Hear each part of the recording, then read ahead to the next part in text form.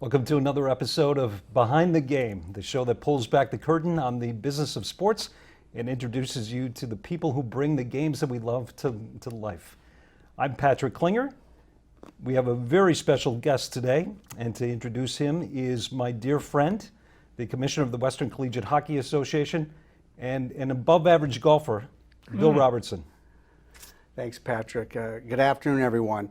Our guest today is a longtime player, coach, manager in the Minnesota Twins Hall of Fame, inducted in 2012, the manager, Tom Kelly. Tom, welcome to the show.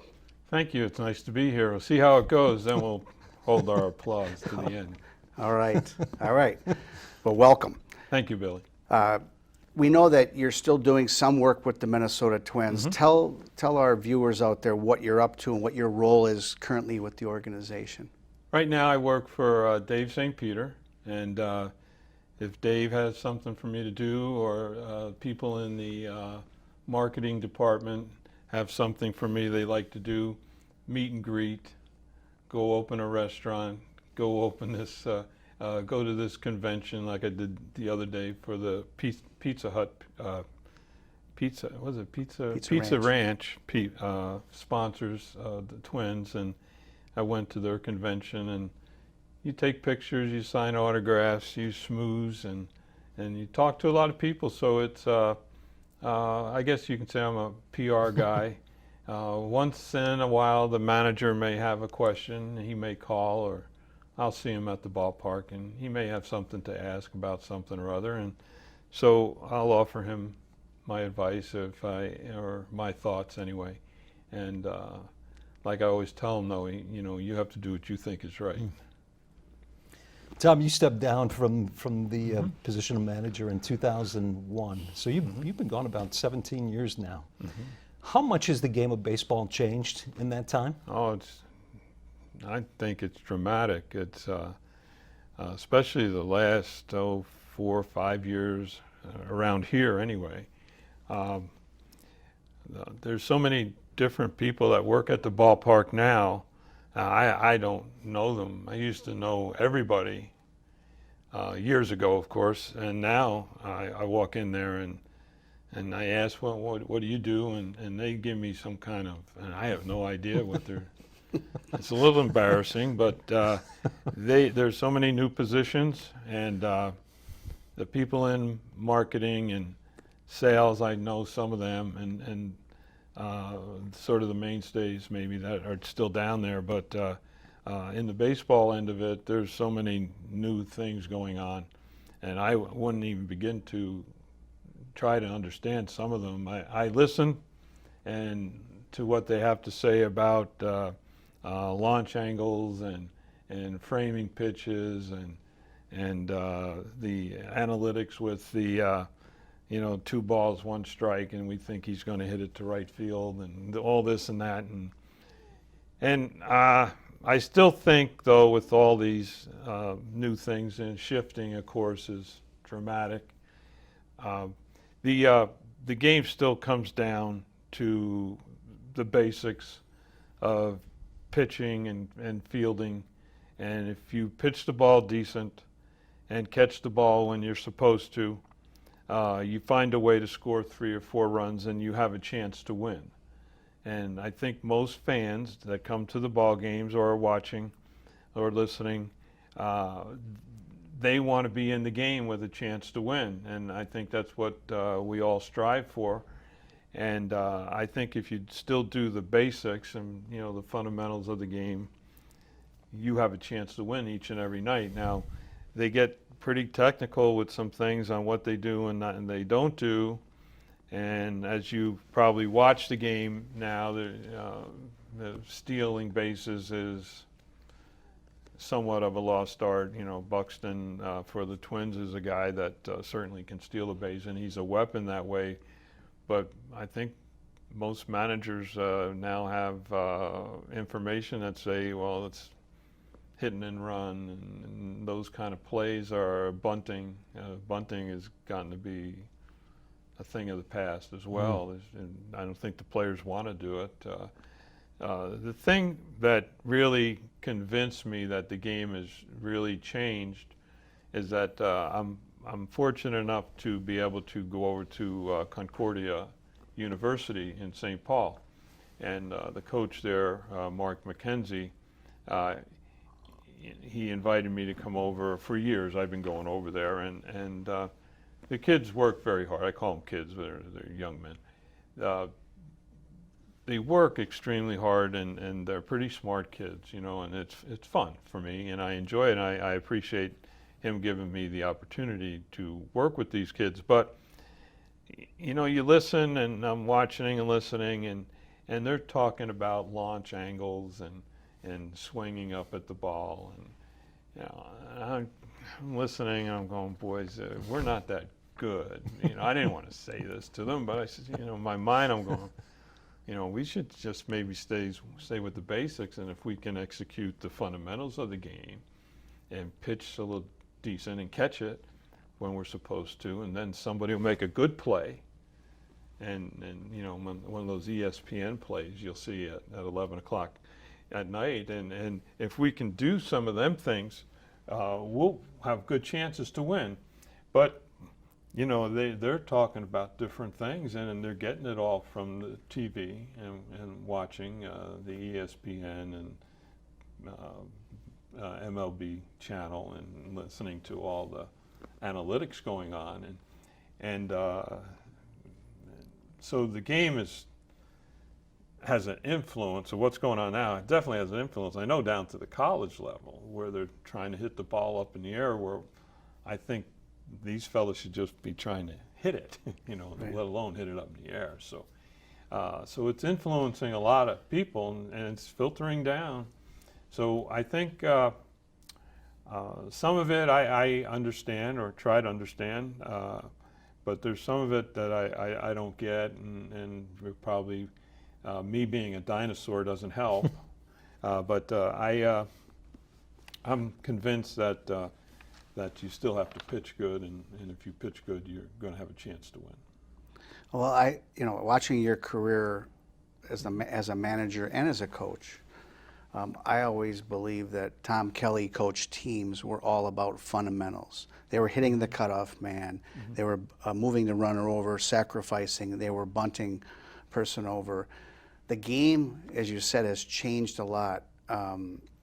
Why do you think, or do you think that would work in today's game, the way you managed at that time? In '86, you were 35 years old, mm-hmm, starting out, and you were preaching fundamentals in spring training all the way through the season, and how you took infield and hitting fungos, all that. And I see the game, when I see it now, it seems so much different than 1986, 87. Yeah, for sure. There's no question. And now they don't have infield. They can't. It's in the contract with the Players Association, and there's no infield. And even in spring training, I think you can have an infield, but once the season starts, there's no more infield. So I used to love infield, and I think the players, you know, you didn't want to kill them with it, but I mean, there's a time and a place when you should back off and give guys a little break here and there, but I think just gets them prepared to play, and I was a big proponent of the first inning. Winning a game in the first inning, you can lose in the first inning.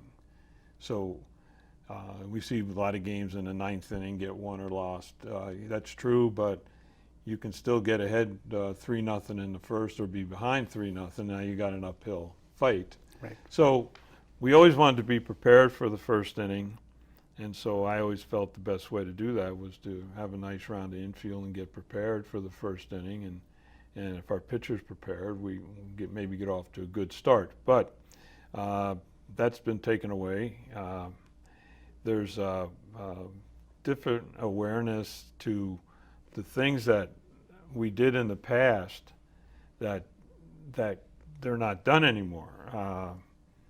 When you're not hitting, well, let's try to create some offense, and maybe a strategic bunt, a hit and run, something to get people excited, get the players excited. Because years ago, if man on first, let's try a hit and run, so you hit and run, and the player hits the ball in a hole and it goes into the outfield, the man on first goes to third, the batter gets down to first, and everybody sort of gets excited. These are the things that can generate the ball club and add some creativity or excitement to the bench. And now they're all standing up. But now the hit and run has basically been pushed to the side. And so even in the Twins case the last week or so, we haven't scored. And it's sort of 3 up, 3 down type thing, and there's no, in my mind, I use creativity in this situation, but I think his job as the manager is to generate or formulate some kind of plan to get the players back excited about something, but they just, there's stats now or analytics now that say this is a bad thing and it's not going to work. So, but you know, you have to hit me over the head a few times to convince me of that. But I guess they have numbers that can prove these things, so they go with the numbers. But there's different things. I would probably have a hard time because I would get told, no, we don't want to do this, we don't want to do that. And I would probably say, well, I'm going to do this and I'm going to do that, and then I'm going to be shown the door. So they're going to replace me with somebody that will do what they feel in the office through their numbers and analytics that this is how you should do it. You know, so especially it comes out in the playoffs and get to the World Series. You see the starter pitch 1 inning and bring somebody else. You know, so it's really gets crazy at that time. And like I think if you ever have the opportunity to sit down with like John Smoltz, who we think is one of the better minds in the game of baseball, and I love when he does some of the playoffs and World Series. I think he is on top of it, and he says, well, he can have all this formula or script, if you will, in front of you, and in the 5th inning I'm going to pitch him, and in the 6th inning he's going to pitch. But once somebody goes off script a little bit or has a bad time, now the script blows up. And now what? You know, start, give me another page here. What am I supposed to do now? You know, so there's things that I would have a hard time with, and I probably not capable of managing now. Speaking with Tony Larussa, one of the better managers the game will ever know, he decided that he probably had enough of managing when he went to a meeting and there was 12 people sitting around a table and he knew less than half. And everybody had a computer in front of them and they're all banging away, and they had their different things they were doing on that computer that telling you this is what's going to work, and this is, he should hit second in the order because his numbers dictate he should hit second. You know, I don't know where that came out of, but that's, you know, they have these, they push these buttons, and he said that's when he knew he had enough. You know, he said that was enough for him. So there's a lot of things that, and you know, the game's progressing. Okay, I get it, but I'm probably not on board. That's all. You know, a lot of people are, and I'm just not one. So, but I still like to watch. Being an old school type guy, a well-pitched game, a well-run game, a minimal amount of action when there's some, maybe a hit and run or somebody hits one in the gap and people start running around. But you know, ball game 3-2, 4-3. That's pretty much the kind of stuff I enjoy. And some of these other games where we're shifting and 8 guys are on one side of the field and then the ball gets dribbled down the left side and everybody goes, oh, you know. So there's some things that go on that I don't care for, but I'm old school. Tom, I'm rambling. Major League, no, love it. Major League Baseball is trying to speed up the game. It's Sure. become a big issue over Sure. the last couple of years, right? I think the average game time is in excess of 3 hours. Sure. Yep. But baseball is one of those games that doesn't have a clock. Right. How do you feel about what the league is trying to do with speeding up the game? And there's even some discussion, I don't know how serious it is, but some discussion about using a computer to call balls and strikes. I hope not, that part.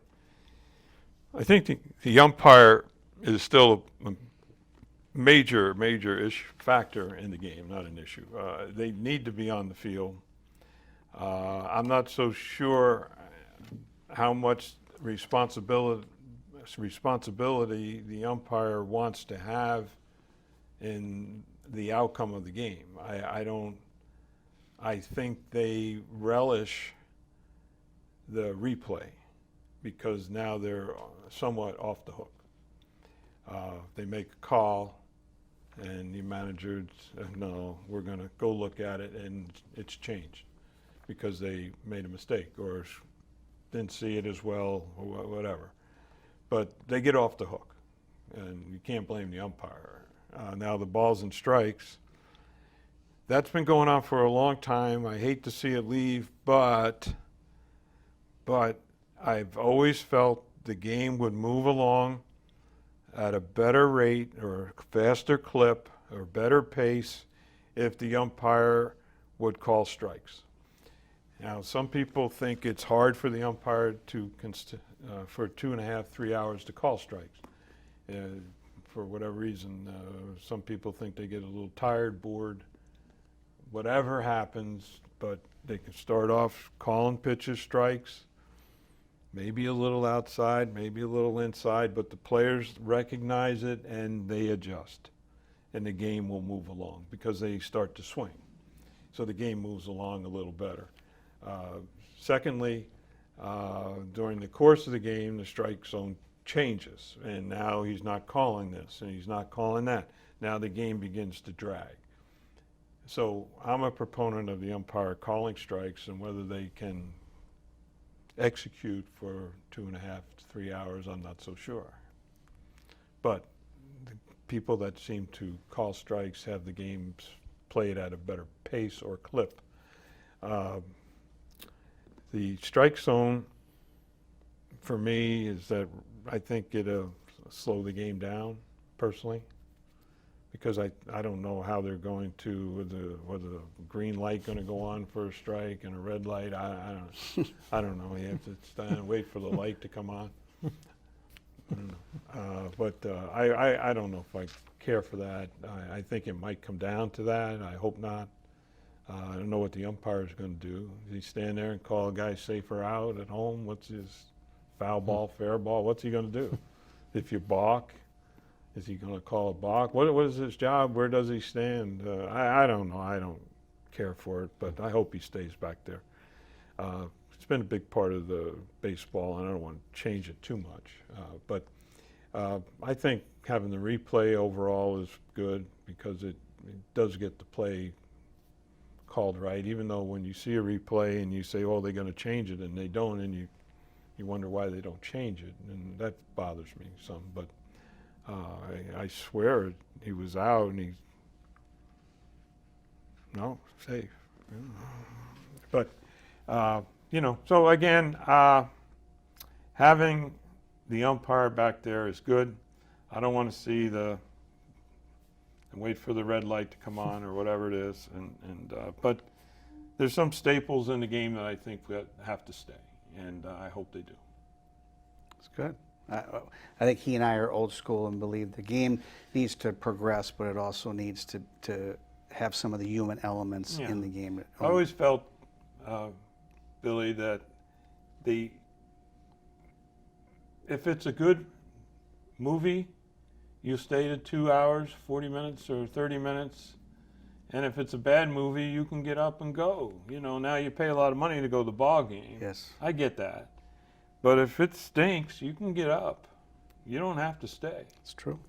And so if you don't like what you're seeing, go. You can stay if you like, but if you don't like it, then get up and leave. But again, I'm too old school, too much of a dinosaur.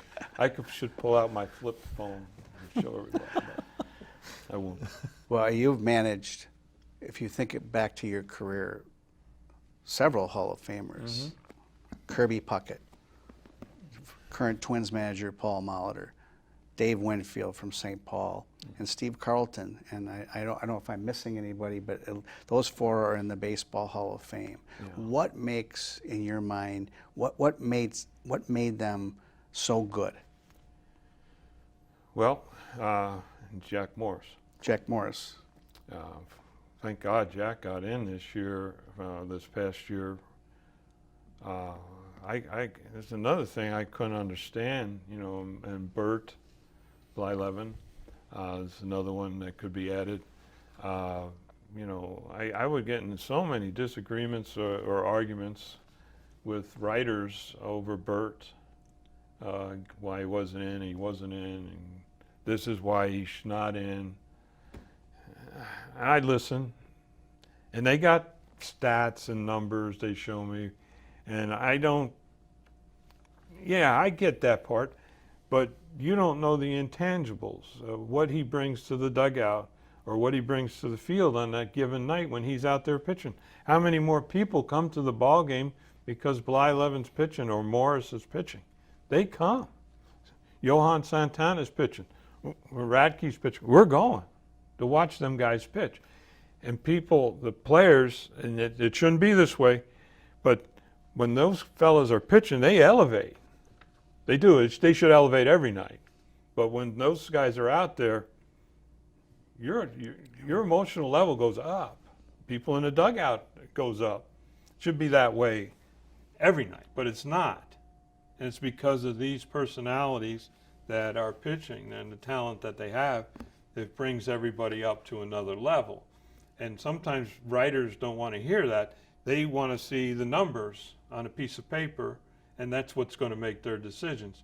But the problem is they're not sitting in the dugout and being part of what's going on when Jack Morris is pitching the 7th game of zero, whatever the hell the score was, 1-0, it ends up, what was the score, 1-0?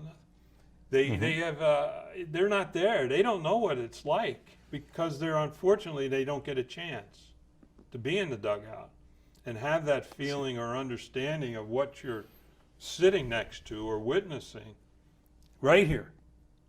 They're up there, and he struck out 7. Well, Christy Matheson struck out 18. They don't, you know, for me, they don't, we identify with different things. Well, he was a 2-time All-Star, he needed to be a 5. You know, stuff don't mean anything to me. You know, what means something is what these players, the Winfields and the Molitors, the Pucketts, what they bring to the team, the community, and how they make the players around them better. They do. These people make other guys better by just being in the middle of the lineup, playing center field. It makes the right field. It makes everybody better. He makes the manager smarter. Believe me when I tell you that. These guys do. And so that's, if you're ever fortunate to have these kind of people. Unfortunately for Steve Carlton, we had him at the end of his career where it wasn't the Carlton that we all grew up watching throw that slider down and in. You know, that was people we can identify. Ron Guidry had that slider that was, well, Steve Carlton was the main man. Boom. And he was nasty. But, you know, unfortunately we got him at the end where things were deteriorating some. But again, just having these kind of players around make everybody better and everybody smarter. Take that to the bank. Tom, chemistry is a word that's used often in sports. How important is chemistry really in a clubhouse and to a successful team? The old, well, I like to consider him as a friend, a colleague, Dick Hauser, who's gone, who's managing the Yankees Royals. I thought he was a sharp guy, really sharp, professional manager who garnered a lot of respect. And he said to me one day, he said, "Tommy, what do you think of momentum? How about that chemistry word? What do you," he said to me, he says, "Momentum, chemistry are as only good as your next day's pitcher." And so if you had a good pitcher going out there that next day, there was plenty of chemistry in the clubhouse and in the dugout and on the field because you had a good pitcher pitching. And the next day you got somebody that's pretty good, well, there it is again. But if you got maybe not so good the next day, well, that chemistry can, boom, gone. And the momentum goes. And I never forgot that. And he was right. You know, the more pitching you have, the better chemistry and all that stuff. You know, that all falls in line because you pitch pretty good on a daily basis. So the clubhouse is good, and you know you pitch good, and you gave up 2-3 runs, and you scored 4 or 5, and you win. So everybody's happy. And but if you're giving up 7 or 8, you know, only scoring 4 or 5, well, things start to go the other way, and you can. There goes the chemistry and momentum, you know. So those 2 words, they're only as good as your next day's pitcher. I've never forgot that, and I believe that to be true. It's a good point. Dick Hauser was a great manager, Yeah, he too. was. You know, you retired at the age of 51, maybe in the prime of your managing career. Do you ever, when you're driving, playing golf with your wife, think about, I miss it, I would love to get back into the managing piece? No. Things you miss are the camaraderie that the game affords, the competitiveness that the game presents each and every night. You miss those things. You don't miss the travel, hotels, and they're all nice travel arrangements in the hotel. They're all nice, believe me. And I don't miss the airplanes and the traveling. I don't miss the trainer coming in and saying he can't play tonight, you know, he got this and he's got that, he can't play for 3 days. I don't miss doctors coming in. I don't miss the writers coming in and explaining the facts of life to you, you know. I don't miss any of that. But you do miss the camaraderie that the game affords. And that's something that will probably never go away because I still miss it now watching. And I do the best I can not to manage along with Paul. I try to sit and just watch the game and relax and enjoy it. And because there's so many things that go on now that I'm not afforded the knowledge of what exactly is going on or why this guy didn't pitch or why he didn't play.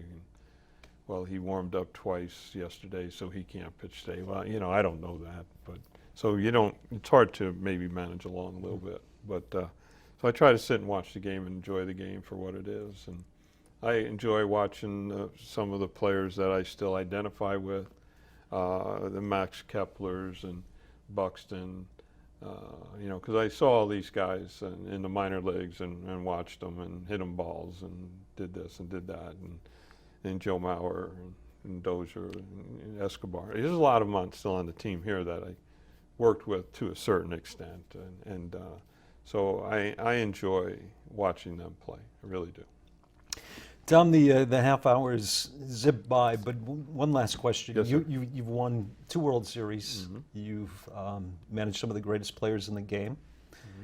Your number's been retired by the Twins. You're in the Twins Hall of Fame.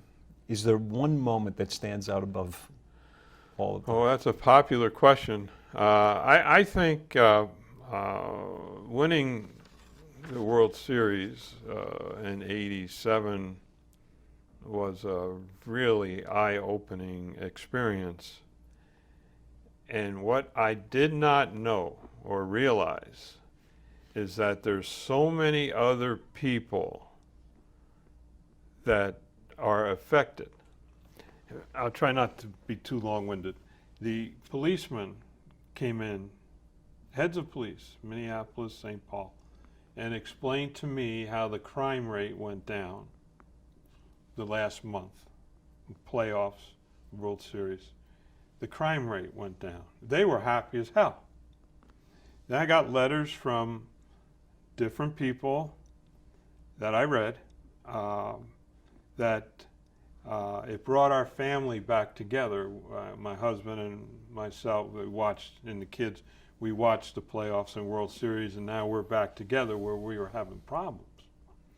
So there's so many different people that you touch that you don't realize. You're worrying about scoring a run and getting 3 outs and, you know, getting through the game, trying to win, of course. But there's a lot of things going on that you don't have no clue about what other people are doing and how it affects their lives. So that was really an eye-opener for me, as I didn't get it. I just didn't get that stuff, and people explained it to me, and it was right in front of me, and they opened my eyes to how the game or an event can change lives.